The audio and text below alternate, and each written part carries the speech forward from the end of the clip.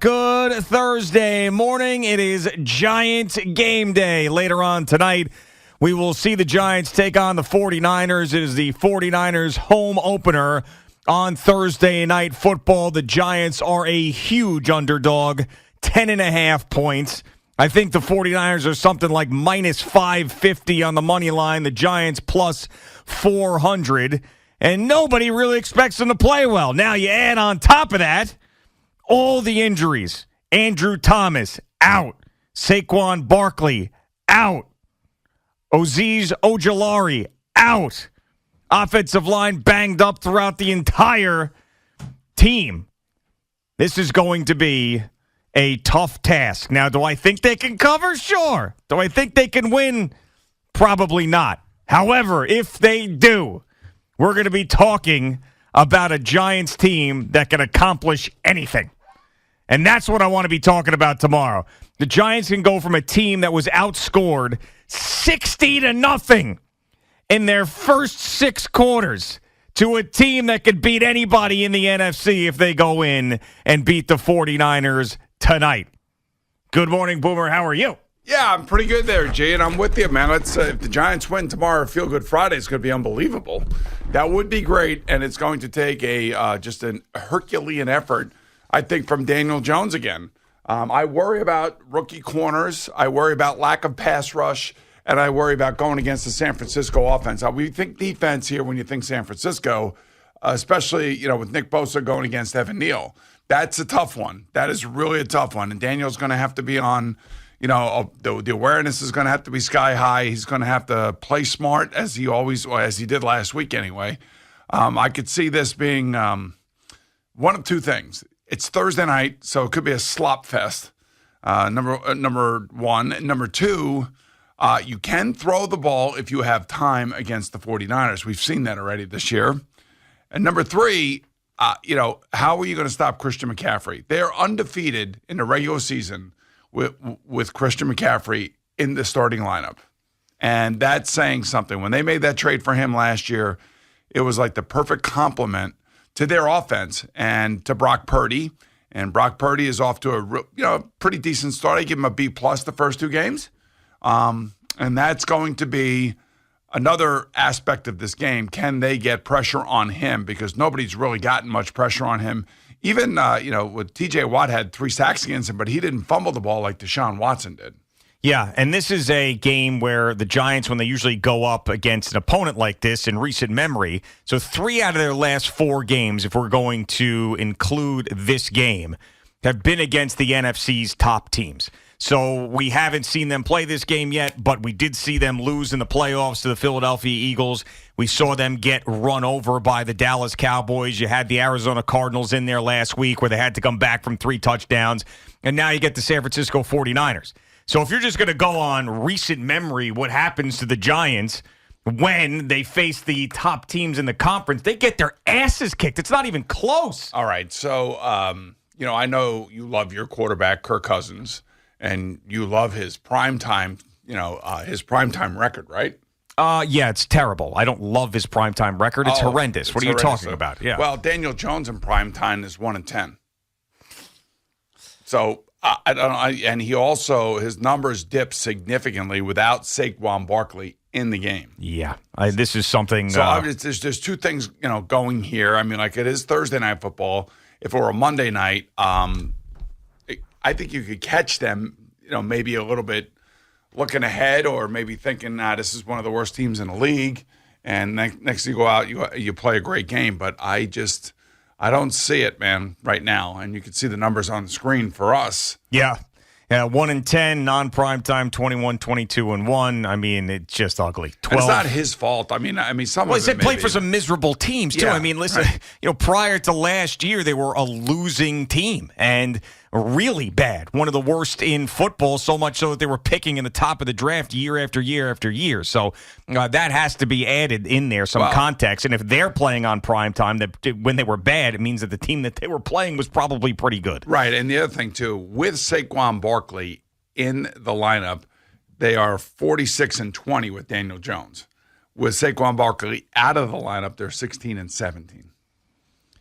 Well, they've won some games. If you want to look glass half full, they won 16 games without him. So you could look at it like that. Yeah, this is going to be a tall order. Brandon Ayuk for the 49ers is a huge playmaker for them. Is going to be a game-time decision.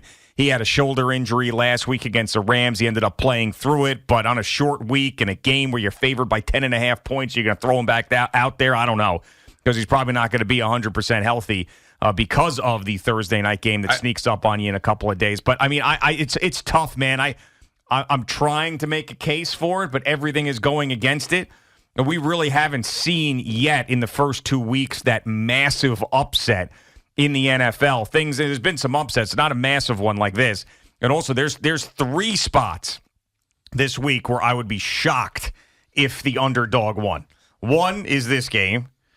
2 is the Cardinals against the Cowboys. That's in Arizona, right? Yes, it is, but still. Yep. And 3, the Chicago Bears, who might be in the lowest point of any team that you're going to see this season in this moment right now, travel to Kansas City. They have an issue. They have 2 issues. You know, of course, they have the Alan Williams, their defense coordinator, was arrested by the FBI. The FBI raided his home. Usually when the FBI is involved, the you want to say crimes that he has allegedly committed are going to be significant. Yeah. And they could be ugly.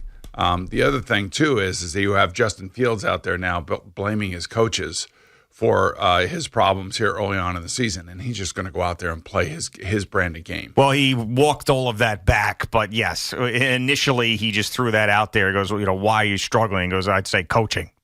What? Yeah. Come on, man. But what he didn't really walk back, though, is he wants to go out there and play his game, meaning, he's an athletic quarterback. He wants to run around, and he doesn't want to go through his progressions, and he just wants to go out and make plays. Well, you can't play the NFL that way. I'm sorry. You can't. You could make some broken plays. They can call some plays for you to use your athleticism. But, he threw a screen pass on the 1-yard line last week, and it was intercepted for a touchdown. A 1-yard interception return for a touchdown. That's something Zach Wilson would do. Right. And so he is now saying he's going to play his game. And I'm like, what is that? I mean, I don't know what that game is. Well, game is... Are we going to study? Or are we going to make sure that we know what's going on? And we can call plays and we can process the progression? Because if you go back and you look at the films and you look at his performance, there are people that are open on tape. Now, why he doesn't see them, if there's somebody in the way or he's not reading it properly or not, processing the defenses properly, that they know that internally. And I think it's one of the reasons why Ryan Poles, their GM now, is scouting all these college quarterbacks because he feels like he's going to need one. Well, yeah, I think the bloom is completely off the rose for this young man. And much like with Zach Wilson, he's going to be fighting a lot of negative perception. Yeah, and going into Kansas City is not going to be an easy thing. So anyway, back to the Giants tonight and the 49ers. Can Daniel Jones do what he did in the second half against the Cardinals, against the 49ers in their home opener on a Thursday night? And that to me is the biggest question out of all of it. And it might not even come down to just him because obviously he's without Saquon Barkley. He was without 2 starting offensive linemen. And you're facing Nick Bosa, who hasn't had a sack yet, so he's going to want to be going crazy with that home crowd behind him tonight. I just don't know if he's going to be capable of being the superhero that he was in the second half against the Cardinals in this particular situation. Well, I mean, it's not just him. I mean, the defense has got to get off the field, and they're going to have to stop one of the best offenses, one of the most creative play designers. And I'm sure Kyle Shanahan's looking at this, and he's seeing very little pass rush. So, you go into a game, you assess your opponent, and you're like, okay, you know what? They haven't gotten a lot of pass rush. And Ojulari is out. Right, so they're not getting a lot of pass rush. So that means we may have a tick more time. That means we can do different things on offense in terms of our play design, especially when it comes to passing. It's not like we're going to be under duress like we would be if we were playing maybe the Washington Commanders, the way that the Broncos were under duress. Montez Sweat for the Washington Commanders had 14 pressures on Russell Wilson in one game. 14. Denver's defense has 13 in 2 games. Montez Sweat had 14 in 1 game. Yep, pretty good. And that doesn't bode well for the AFC East because the defensive line for the Commanders seems to be as active as any in the NFL right now. Yeah, and the Giants are as inactive as anybody in the NFL right now. And Kayvon Thibodeau had 0 sacks, 0 tackles against the Arizona Cardinals. And he is someone that everybody is going to be looking at. If Brock Purdy is going up and down the field with this offense and there's no pressure there, especially with Ojulari out, Kayvon Thibodeau is going to be under a huge microscope. You add the story about him sulking at the end of the bench. If you want to believe his meditation bullcrap, go ahead. I don't. You hear him talking about how he's no tackles and no sacks was by design. I think Jerry will have that cut coming up in a little bit. Yeah, that's apparently. I know you're a defensive player. The design is to actually make a tackle Yeah. or have a sack or get involved with a tip ball or force fumble or something like that. Yeah, so he's saying He actually said. Yeah, so yeah. It's bizarre. It was like his statistics reflect his responsibility. Yeah, apparently. Essentially. Yeah. So this is going to be a lot of people are going to be staring at Evan Neal. These are the two guys that you're going to if things don't go well for the Giants tonight, the two guys who will be trending on Twitter will be Evan Neal and Kayvon Thibodeau. You can lock that one up. Top 10 picks. I could guarantee you that's where the fan base is going to go.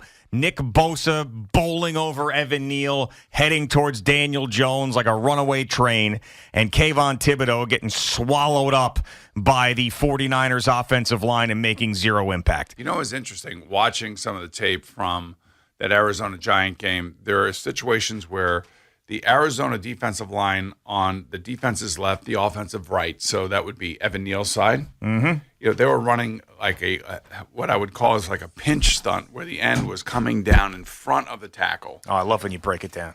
Okay. Turns me on. Right, I know. Pinch stunt. Right. Ooh. So here you have Evan Neal, who is like going down with the end that is crashing down to the left guard. And for some reason, Evan Neal lets him go to the left guard and then turns out and there's nobody there. And there's pressure on Daniel Jones. Now he runs out of the pressure because he's a great athlete and he has a sense and he sees it. You know, he's got an awareness about him. But Evan Neal is just like standing there.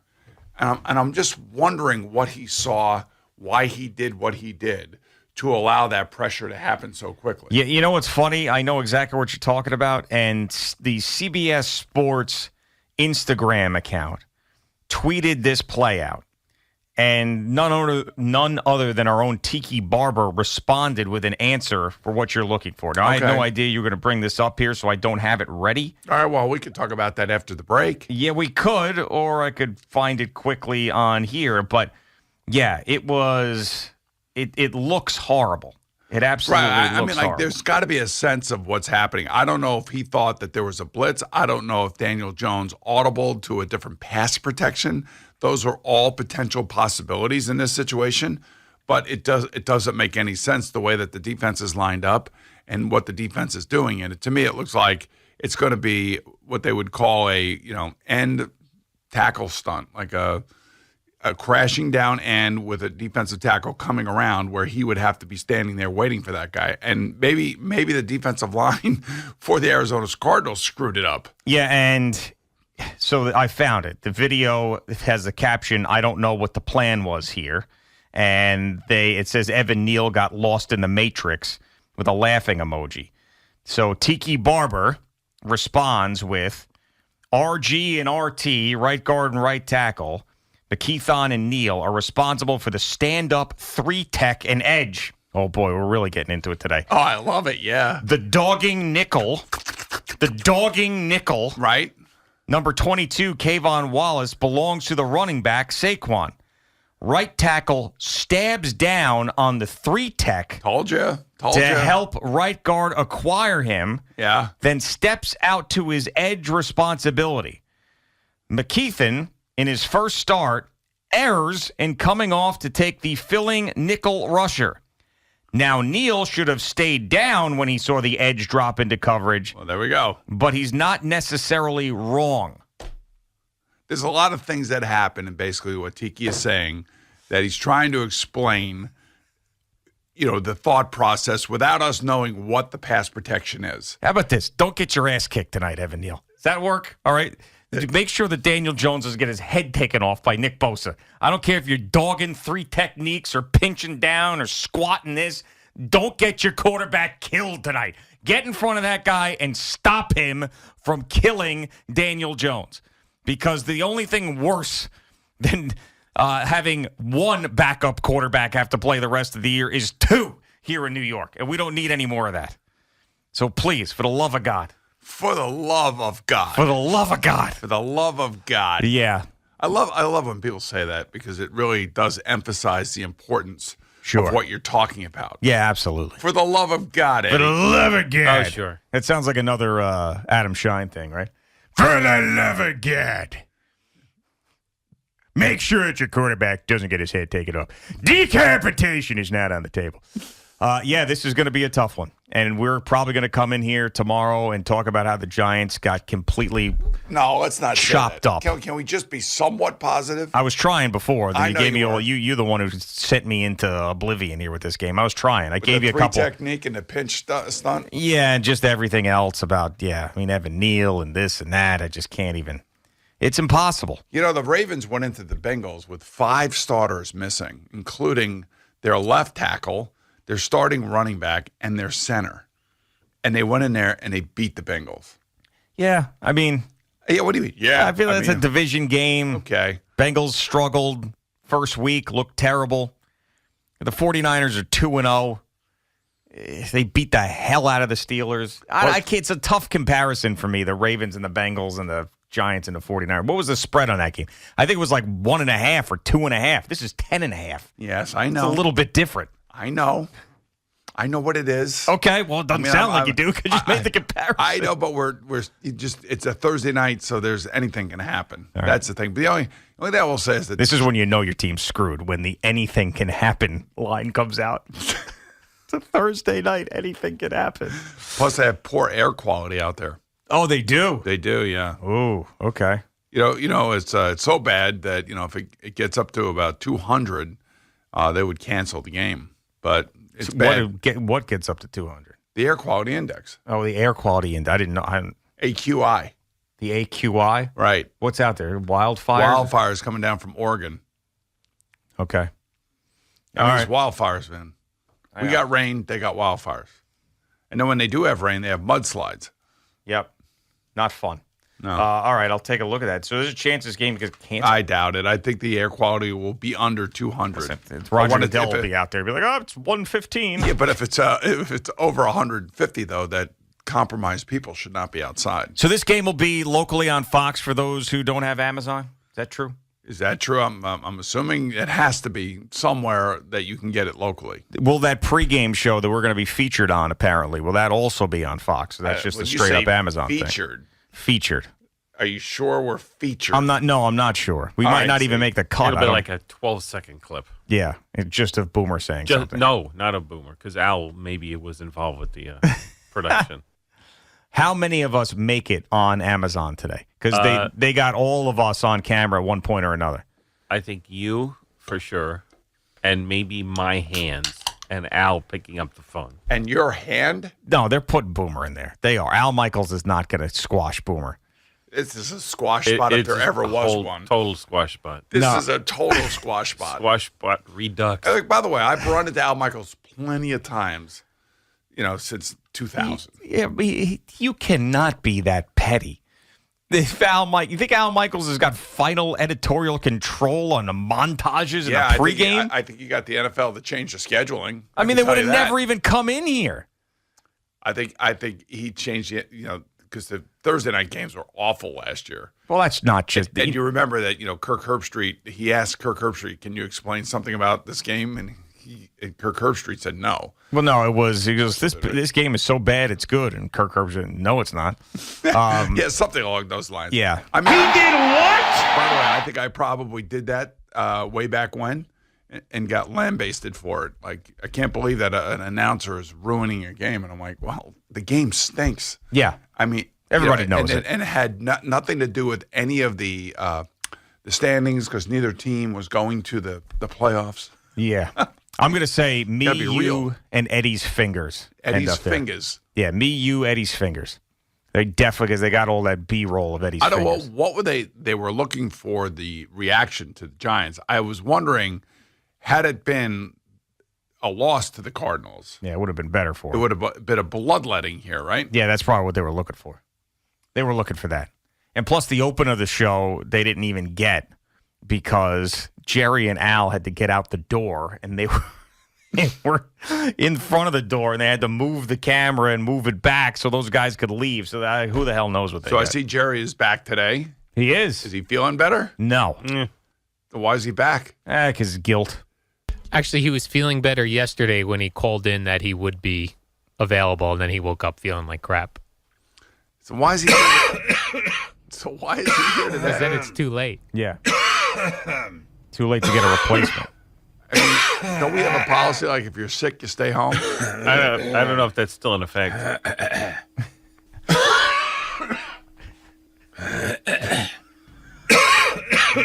Well, I can't wait for his first update. My favorite.